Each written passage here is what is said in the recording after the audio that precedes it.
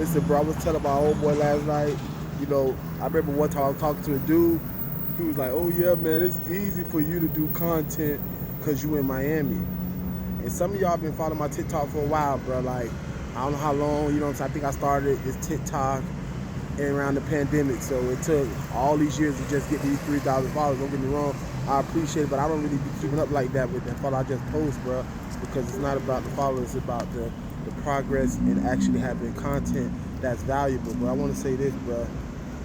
Dog, listen, man. Ain't nobody give me nothing out here, brother.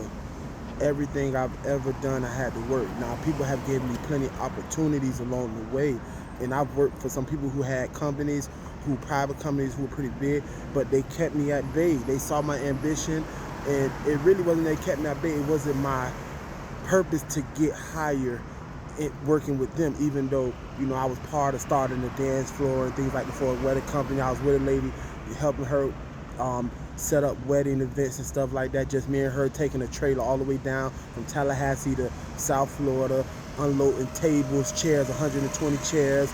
Bro, like what I'm trying to tell y'all, everything I tell y'all, I'm not making it up. I'm not sitting here trying to tell you what I think. I'm telling you what I know. And one thing I do know is that you get further ahead when you lock in and keep working, bro.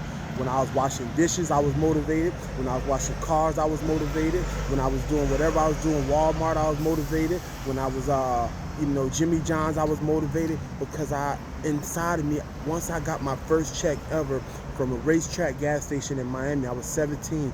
I would ride my bike listening to Kanye West in the CD player, the Late Registration album. Listen to me, bro.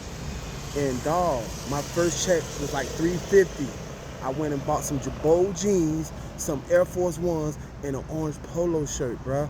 And I know now what I know, that was what got me into wanting to understand that, like, you want to make money and you spend money, bro. But now I'm in a different place, in a different, more experience, and I'm telling you, you're going to get ahead once you cut out the bullshit and sacrifice.